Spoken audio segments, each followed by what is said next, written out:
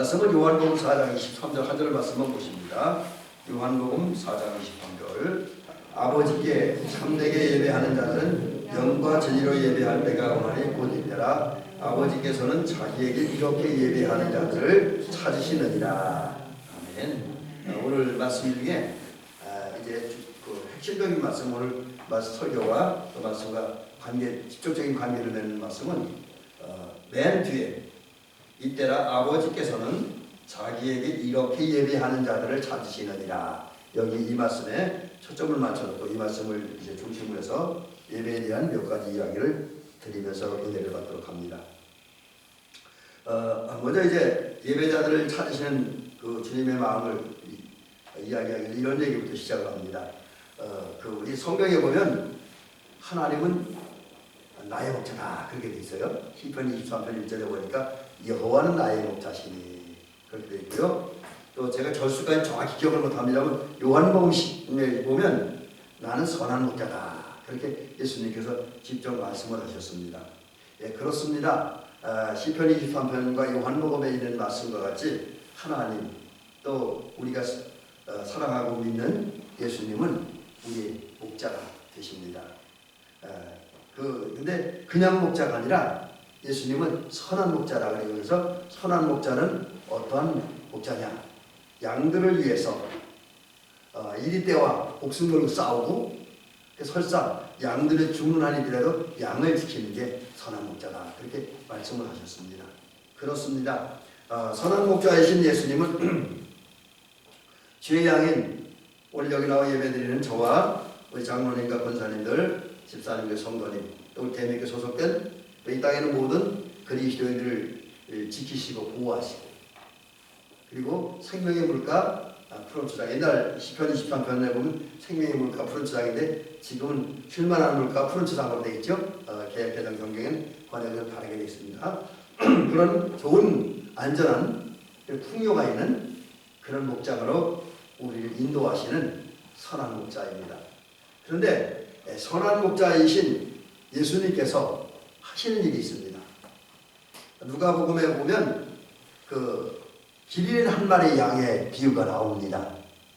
그 길 잃은 양의 비유에 나오는 목자의 모습, 곧 예수님의 모습이 오늘 이 시대에 우리를 향한 또 이 현대인들을 향한 예수님의 역사입니다. 예수님이 하시는 일이에요. 그게 뭐냐면 마치 목자가 100마리 양이 있는데 그 중에 한 마리가 길을 잃어버려요. 근데 99마리에 비하면 한 마리는 비록 가격면이나 그 규모면에서 크진 않은 거죠. 그죠? 아직 99마리가 살아있으니까.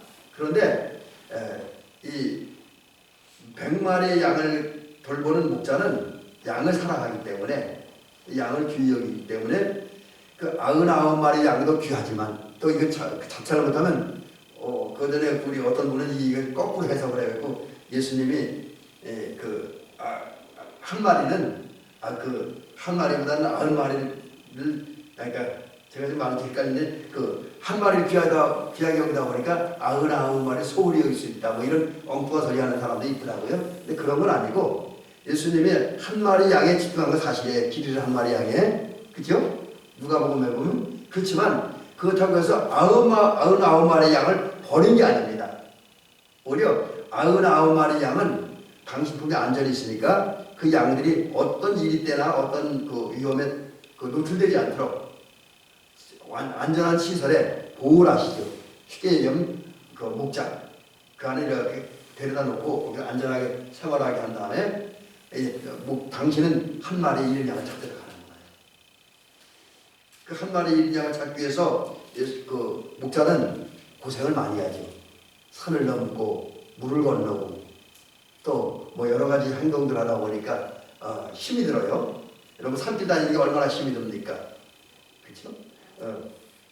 제가 얼마 전에 우리 주일 안예배 끝나고 우리 눈 많이 와서 저 박기호 권사님께 걸어갔다 온 날이잖아요. 그날 평상시에 그게 이렇게 운동하면서 다닐 때 별로 힘든지는 몰랐는데 그날 장화 신고 가서 그런지 되게 힘들더라고요. 길도 미끄러워서 거기다가 뭔 일인지 모르서 상견처음 보다가 우리 권사님 뒤에 오고 저는 먼저 내려 잠깐 그 내려오다가 살짝 어지러워갖고 야 이거 왜 이러나 그러니까 괜찮더라고요. 조금 한 2, 30초 그러다가 그래서 그런 걸 보면서 이 언덕을 다니는 게 얼마나 힘든가 하는 걸 느껴봅니다.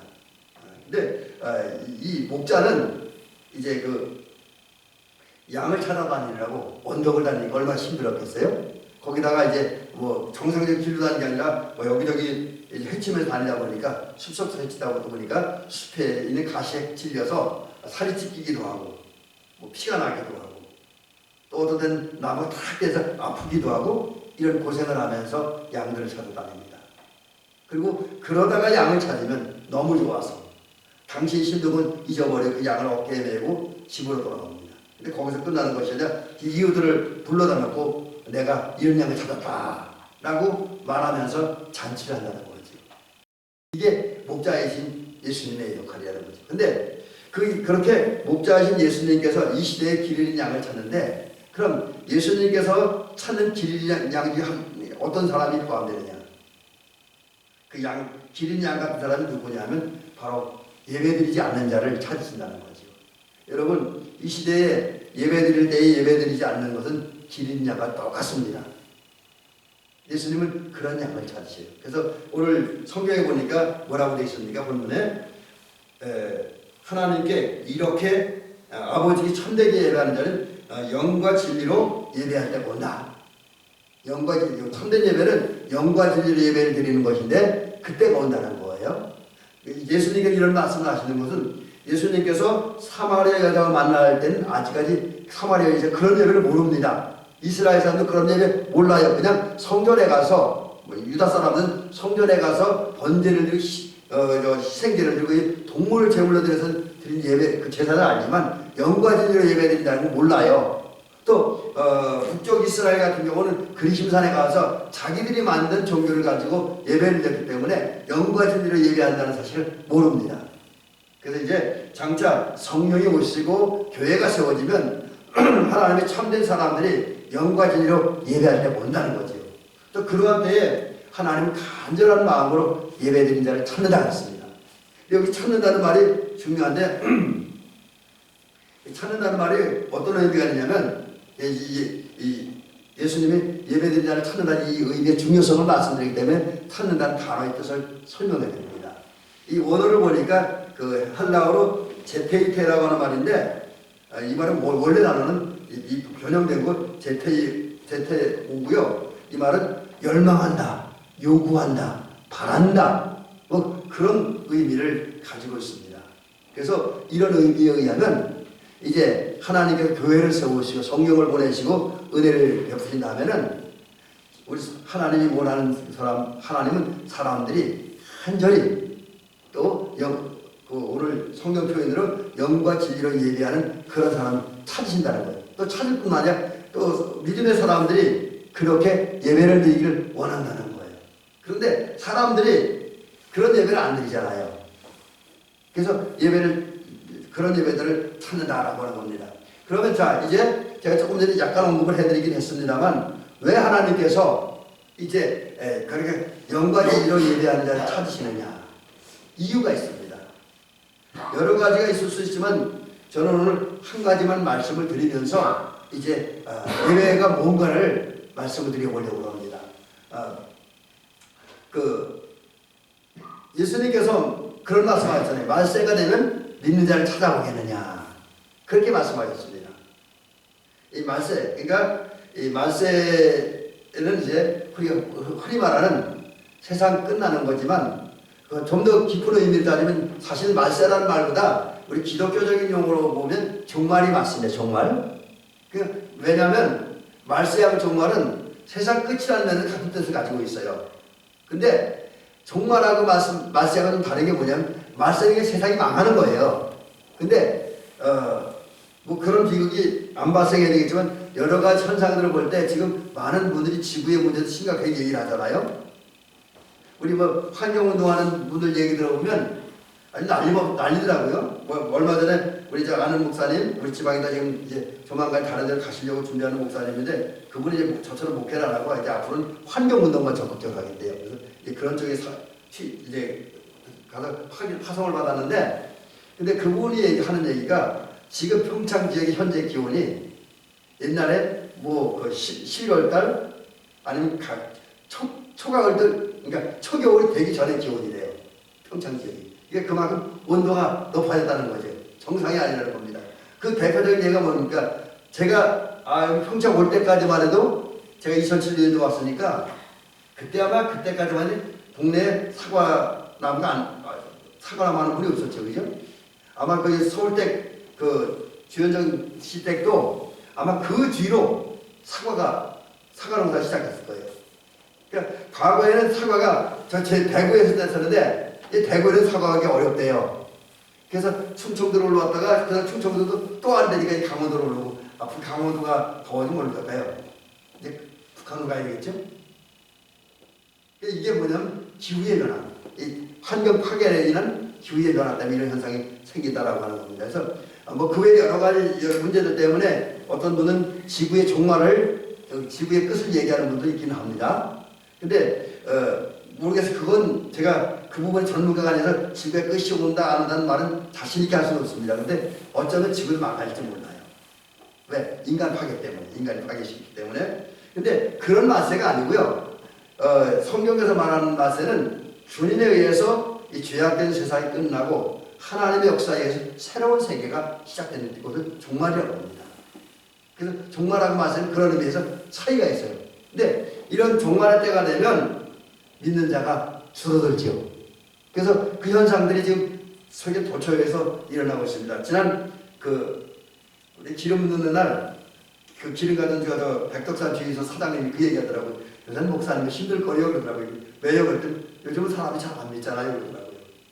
그리고 옛날에는 목사님들이 성도님에게 뭐 한마디 하면 다 듣었지만 요즘은 솔직히 누가 목사님 말한다고 그렇게 따라하는 대부분이 당신이 생각도 살아가잖아요. 그 얘기하면서 이제 선생님들도 힘들고 목사님도 힘들거리고 그 백덕산 사장님이 그 얘기를 하더라고요. 그래서 그냥 공감하고 말하는데 여러분 참 이 시대가 어려운 시대입니다. 신앙적이잖아요. 그래서 이제 그 성도들이 말씀도 잘 읽지 않고 또 말씀도 잘 듣지 않고 또 그러다 보니까 믿음이 떨어지고 믿음이 떨어지니까 교회 안 나오죠. 그래서 지금 여러분 안타까운 것은 예배 숫자가 점점 줄어드는 현상들이 일어나고 있잖아요.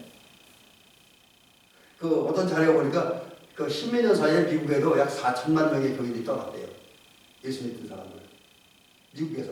우리 한국에도 지금 여러 가지 지금 심각한 문제가 일어나고 있잖아요. 그러니까 그래서 믿는 사람이 줄어들다 보니까 교회가 예배 숫자가 점점 줄어들고 있죠. 얼마 전에 교회 경보사님하고 얘기하다 그런 얘기 들었는데 여의도 순복교 얼마나 열심히 뜨거운 교회입니까? 거기 지금 금요일 아니라 다른 날 소규모로 드렸던 예배들이 많이 축소가 됐대요. 거기 그런 교회들 그러니 뭐 또 작은 교회는 더더욱 심각하고 심지어 어떤 교회들 주일 낮 예배만 드리는 교회 꽤 많잖아요 지금. 뭐 물론 거기는 여러 가지 사정들이 있습니다. 뭐 도시 교회들은 워낙 교회하고 집거리가 멀으니까 저녁 예배나 수요 예배에 올 수 없고 또 도시 직장인들 사정 때문에 그렇다는 얘기도 하는데 제가 알고 있는 목사님도 지금 은퇴하셨지만 그 교회도 지금도 주일 낮 예배만 드립니다. 그래서 이렇게 예배 숫자가 줄어들고 믿는 자가 줄어들다 보니까 예수님께서 더더욱 간절한 마음으로 예배드리기를 원하고 예배드리기를 간절히 바라고 또 그 마음으로 간절히 예배드린 자를 찾으신다라는 것입니다. 자, 우리는 이런 예수님의 마음을 좀 알아야 될 것입니다. 그리고 이제 우리가 예배를 잘 드려야 될 줄로 믿습니다. 자, 그러면 이제 예배가 뭐냐? 물론 여러분 예배는 다 알고 있을 거예요. 근데 좀 더 이제 구체적으로 예배에 대한 얘기를 좀 드리려고 합니다. 그래서 이것은 우리가 흔히 알고 있는 그런 것보다 성경에서 예배를 어떻게 표현하고 있느냐? 성경 단어를 통해서 한번 이제 의미를 살펴보고 이제 그런 마음으로 예배를 드리는 데서 말씀드려보려고 합니다.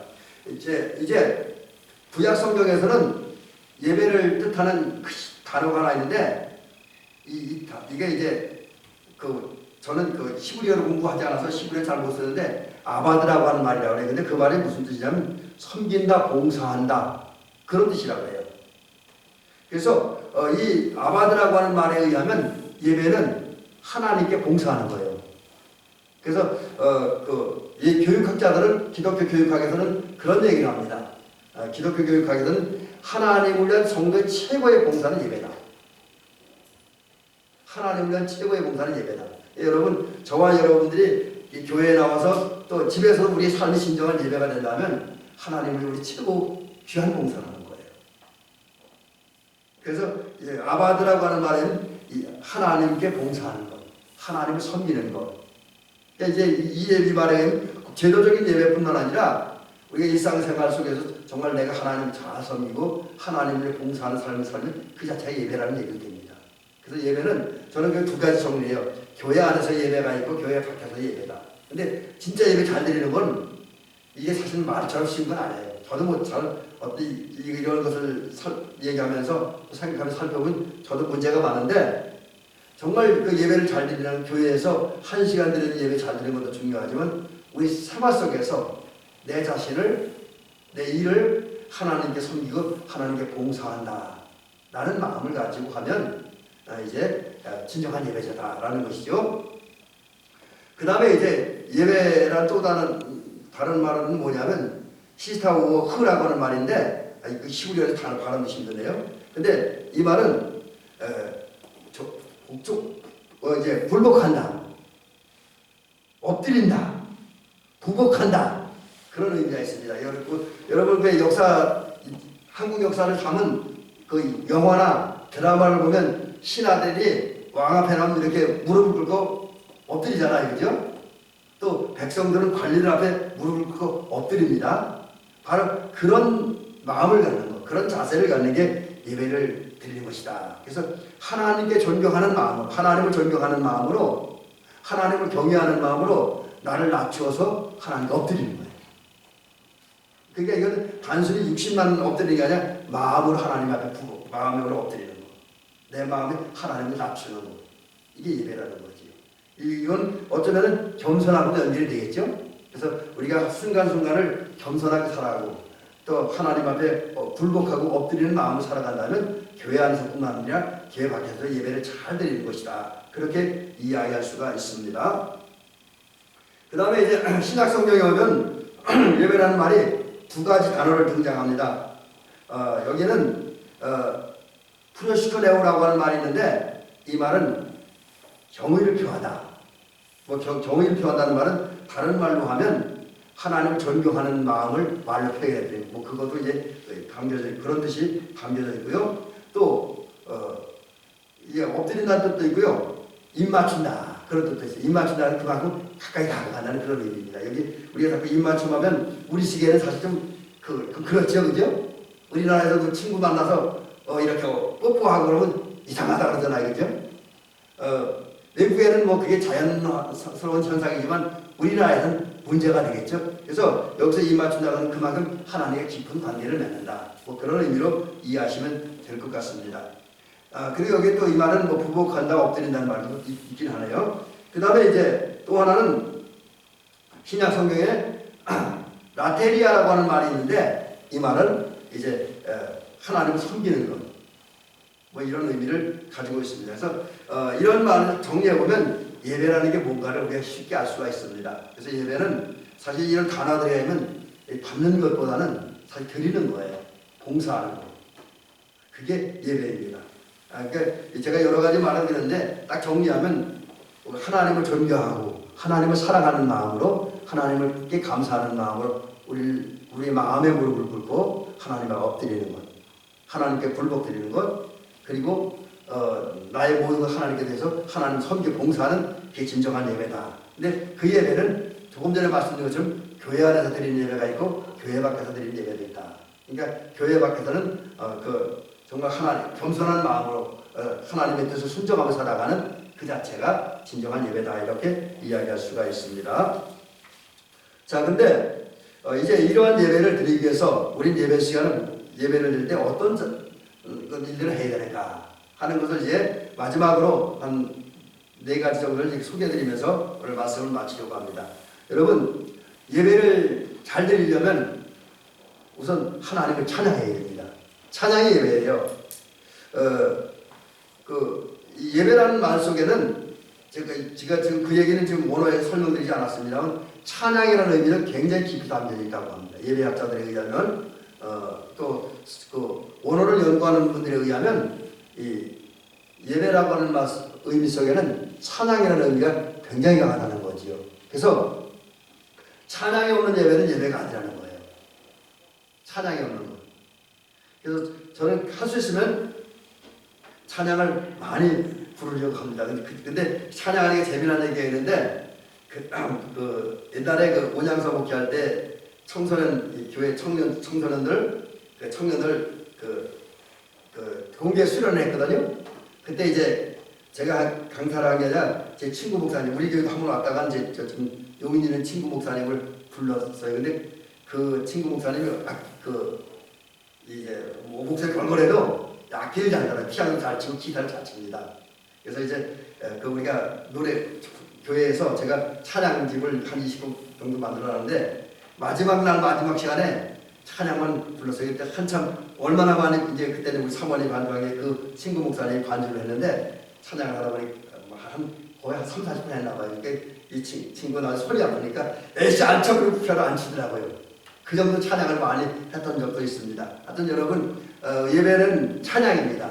그래서 우리는 진정한 예배, 살아있는 예배를 드리기 위해서 찬양을 많이 불러야 되고요. 또 그 서남선 목사님이라고 하는 저 전라도 쪽에서 목회하는 그 장로교 목사님인데 그분은 이제 논문을 그 찬송 설교, 제가 우리 여러분들 가끔 찬송과 설교하는 거 있잖아요. 그걸 가지고 논문을 썼는데 그분이 그런 얘기를 하더라고요. 찬양을 많이 부르다 보면 신앙이 머리 신앙에서 가슴 신앙으로 내려온다. 그러니까 이제 머리는 신앙은 이성적이고 어떤 그런 거지만 이 머리는 이성적인 신앙은 어떤 데는 그 확고한 모는 있는데 이게 그 냉정해요. 냉랭해. 근데 그런 신앙이 찬양을 많이 부르다 보면 머리에서 가슴으로 내려서 열정과 뜨거움이 있는 감격이 있는 느낌이 있는 그런 신앙을 갖게 된다. 이렇게 이야기하더라고요. 그래서 여러분 그런 면에서 보면 하도 우리는 예배 시간에 하나님을 많이 찬양해야 될 것입니다. 그리고 찬양할 때 시편 150편에 있는 것 같이 능력의 하나님, 권능의 하나님, 사랑의 하나님, 은혜의 하나님을 찬양하는데 참 우리들 이해 못하는 것 중에 하나가 우리 너무 점잖지요. 그치? 찬양할 때 우리 성도님들은 찬양하면 참 점잖아요. 근데 여러분 찬양은 그 아프리카 사람들처럼 찬양하는 게 좋을 것 같습니다. 그래서 막 찬양하다 가슴이 뜨거워지면 박수도 치고 춤도 치고 소리도 질러가면서 우리 지금은 뭐 그 목사님 은퇴하시고 다른 목사님 오셨으니까 그런데 제가 키워준 목사님 재은사 목사님 교회 성도들은 찬양하다 뜨고 막 박수 치고 노래를 큰 소리 치면서 찬양합니다. 아주 얼마나 좋은지 몰라요. 그래서 우리들도 정말 입을 벌리고 큰 소리로 손뼉을 치며 춤을 추면서 찬양할 때 이제 진정한 예배를 드릴 수 있다라는 것이죠. 그 다음에 이제 예배를 드릴 때 오늘 예배의 자세는 방법이죠. 신령과 진정. 옛날 성경이 신령과 진정이고 지금은 영과 진리로. 영과 진리라고 하는 말은 이제 쉽게 얘기하면 성령의 감동을 따라 예배를 드리고 또 하나님께서 말씀한 그 정신, 그 의미에 따라 예배를 드려야 된다라는 의미가 있습니다. 요즘은 설명하기 쉽진 않아요. 그래서 이 정도는 넘어가고요. 그 다음에 세 번째는 여러분 제가 이제 가끔가다 얘기하는 건데 예배를 드릴 때 우리 산제사를 드려야 됩니다. 산제사를 드린다고 하는 것은 내 몸을 제물로 드리라고 해요. 로마서 12장 1절에 보니까 이런 말씀이 있습니다. 형제들아 내가 하나님의 모든 자비하심으로 너희를 권하노니 너희 몸을 하나님이 기뻐하시는 거룩한 산제물로 드리라. 여기 중요한 건 너희 몸을 하나님 기뻐하는 산제물로 드리라. 이것이 너희의 드릴 영적 예배니라. 그렇게 말씀하고 있어요. 여기서 너희 몸이라고는 네 자신입니다. 육체를 드리는 말하는 게 아니라 너 자신. 우리의 마음과 우리 정신과 우리 몸, 우리 삶 그것을 전부 드리라는 거예요. 그럴 때 예배가 되어진다라고 하는 거지요. 자, 그런 면에서 보면 우리가 이 예배는 말을 드리는 것이다. 그래서 우리가 예배 드릴 때는 내가 직접 참석해야 돼요. 요즘에 이제 온라인 예배들이 많이 성행하는데 저는 영상을 하는 사람이고 멀티미디어를 관심 갖고 지금도 열심히 공부하고 있고, 또 사실은 우리 이제 예배 드린 것도 제가 일주일에 설교 한 두세 편은 반드시 이제 제 개인 카페에 올리고 이제 또 다른 곳에 올리는데, 올리면 우리 은사 목사님이 들어와서 동영상 잘 봤다고 댓글을 달아주셔요. 그리고 이제 아는 목사님 몇 분도 좀 기분이 괜찮더라고요. 근데 여러분, 그렇게 제가 영상을 좋아하고 영상을 많이 하지만 그 온라인 예배는 온전한 예배는 아니다라는 것이 제 생각입니다. 왜? 예배는 내 몸을 드리고 내 삶 자체를 드리는 거니까 그건 온전한 예배가 아니고요. 또 내가 온전한 예배를 드리기 위해서 우리는 어떻게 살아야 되냐? 성경에 의하면 여러 가지 얘기했지만 하나만 말씀드린다고 한다면 우리가 내 몸을 드리기 위해서 하나님 앞에 우리 의롭고 거룩한 삶을 살아야 돼요. 의롭고 거룩하게 살아야 돼요. 이 정도도만 말씀드리고요. 자, 마지막 하나만 말씀드리고 오늘 설교 마치겠습니다. 자, 이제 예배 속에서 우리가 또 하나 해야 할 일은 말씀을 받아 먹어야 된다고 하는 거지요. 여러분, 우리가 잘 아는 마태복음 4장 4절에 보니까 주께서 말씀하시기를, 이거는 이제 예수님 말씀만 아니라 신명기에도 이런 말씀이 있어요. 그래서 예수님께서 마귀의 시험을 받을 때에 신명기의 말씀을 인용해서 마귀의 시험에 대적하신 말씀입니다. 근데 그 말씀에 의하면 사람이 떡으로만 살 것이 아니요 하나님의 입으로 나오는 모든 말씀을 살 것이다 그랬습니다. 여러분, 이 말씀에 의하면 우리 성도는 신구약 성경 66권에 기록된 그 하나님의 말씀, 그래서 그걸 갖다 우리 보통 이제 말씀론에서 구분할 때는 기록된 말씀이다 그렇게 이야기합니다. 그리고 이제 말씀에는 기록된 말씀이 있고, 또 이제 그 유명한 신학자인 칼바르트에 의하면 말씀에는 기록된 말씀과 함께 선포된 말씀이 있다. 선포된 말씀은 여러분 지금 듣고 이 설교를 선포된 말씀이라고 그래요. 또 계시된 말씀이 있습니다. 물론 성경도 계시되고 설교도 계시되었지만 특별히 여기서 계시되는 건 또 다른 의미의 계시를 말하는데, 이것은 여러분들이 성경을 읽고 묵상하다가 느껴져 깨달아진 그것이잖아요. 또 어떤 분이 깊이 기도하다가 들리는 음성도 있을 수 있고요. 꿈속에서 듣는 음성도 있을 수 있고요. 또 어떤 분은 그 주변에는 그 믿음의 사람들 중에서 듣는 말씀도 있어요. 제가 이 주변에서 듣는 말씀이 하나님의 말씀이라고 하는 걸 하니까 생각이 나는 그런 그 중요한 얘기가 하나 있는데, 그 전에 1970년대 80년대까지 했나 모르겠는데 그 우리나라 축구 국가대표를 했고, 그 다음에 이제 목사님이 되신 이영무 목사님이 있어요. 그분이 제가 고등학교 3학년 때 영락교회에서 우리 미션 스쿨 모여서 어떤 선교대회를 할 때 간증을 하는데 그런 얘기를 하더라고요. 그분이 이제 우리나라 최초로 아마 축구하다가 골 넣고 기도한 분인데, 아마 생각나는 분이 있을지 몰라요. 골 넣고 이렇게 무릎 꿇고 기도하던 그 축구 선수 있어요. 근데 그분도 처음에는 못했대요. 그거를. 물론 믿음 생활은 어릴 때부터 했지만 그거 못했대요. 근데 어느 날 작은 아버지가 그러더래요. 네가 골을 넣으면 하나님이 도우신 거니까 하나님이 감사의 기도를 드려라. 그렇게 작은 아버지가 말씀을 하시대요. 근데 그때의 이영무 축구선수의, 그때 청년이, 아마 청년기였을 겁니다. 근데 그때의 이영무 선수의 귀에는 그 작은 아버지의 음성을 들리는 게 아니라 골 넣고 감사의 기도를 드리라고 하는 하나님의 말씀으로 들려지더라는 거죠. 근데 문제는 그 말씀을 듣고 기도하려니 또 여러 가지 많은 생각들이, 부정적인 생각들이 떠오르더래요. 우선 용기가 생기지 않았고, 또 만약에 자기가 골을 넣고 기도하면 불신자들이나 타종교인들이나 아니면 선배 선수들이 비난할 거, 건방지게 뭐 지가 달랐다고 뭐 여러 가지 비난하는 소리가 귀청장에 가서 기도할 용기가 생기지 않더라는 거죠. 그러나 삼천대에 들려진 하나님의 말씀을 들었기 때문에 기도해야 된다는 생각이 들어서 그분은 정말 그 문제를 놓고 간절히 하나님께 기도를 했대요.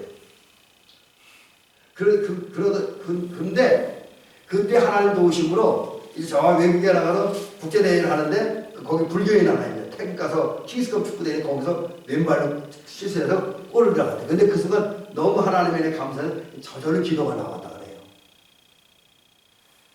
자, 여러분 여기서 중요한 게 이영우 선수 같은 경우는 작은 아버지를 통해서 들은 신앙적인 얘기가 작은 아버지 얘기가 아니라 하나님의 말씀으로 들렸다라고 하는 거죠. 여러분 그렇습니다. 하나님께서 말씀하실 때에 때로는 내 친척, 내 가족, 내 이웃, 우리 교회 성도를 통해서 설교가 아닌 그냥 일상적 대화를 통해서 말씀을 주실 수도 있다라고 하는 거지요. 이제 그래서 그런 것을 계시의 말씀 중에 하나. 또 뭐 사건에서 깨닫는 그런 하나님 그 말씀도 있습니다. 그래서 우리는 하나님의 말씀이 다양한데 그 중에서 예배 시간에는 우리 적어도 정기적인 예배 시간은 성경을 통해서 또 설교를 통해서 하나님의 말씀을 들어야 된다는 겁니다. 그게 진정한 예배를 드리는 가장 중요한 일입니다. 그래서 특별히 우리 기독교 그 중에서 천주교는 좀 다릅니다. 천주교는 그 의식이 좀 많잖아요, 그죠? 근데 우리 신교 이것은 이제 우리가 종교개혁을 일으켜서 개신교라고 얘기하는데 또 개신교라고 하면 어떤 분들은 좀 대자를 별로 안 좋아해서 이론을 제기하는 분도 있습니다. 근데 어쨌든 뭐 어떤 종교개혁, 신앙개혁 이후 생겨난 우리 신교에서는 설교가 그 모든 예배에 가장 중심된 부분을 차지하고 있습니다. 그래서 그런 데서 보면 우리가 성경을 통해 들려지는 하나님의 말씀, 예배 시간 설교를 통해 들려지는 하나님의 말씀, 설교를 찾아 듣는 게 진정한 예배이고요. 또 그 외에도 기도를 많이 해서 기도 중에 깨닫고 느껴 다가오는 하나님의 음성을 듣는 것. 이런 걸 잘하는 게 예배 잘 드리는 것이다 라는 것이죠. 여러분 오늘 제가 여러 가지 말씀을 많이 드렸긴 했습니다. 그러나 중요한 거 하나, 하나님은 오늘 우리가 하나님 앞에 영과 진리로 예배하기 원한다는 거. 찾는다는 의미가 그런 것 아닙니까? 그걸 바라고 그런 사람을 지금 간절하게 찾고 계십니다. 이런 하나님의 기대 요구사항을 이루어드리기 위해서 지금과 같이 앞으로도 성도님들은 예배 잘 드리는 하나님 기뻐하는 영적 예배, 하나님이 찾으시는 영과 진리로 예배 드리는 저와 여러분들이 되시기를 주의 이름으로 축원합니다.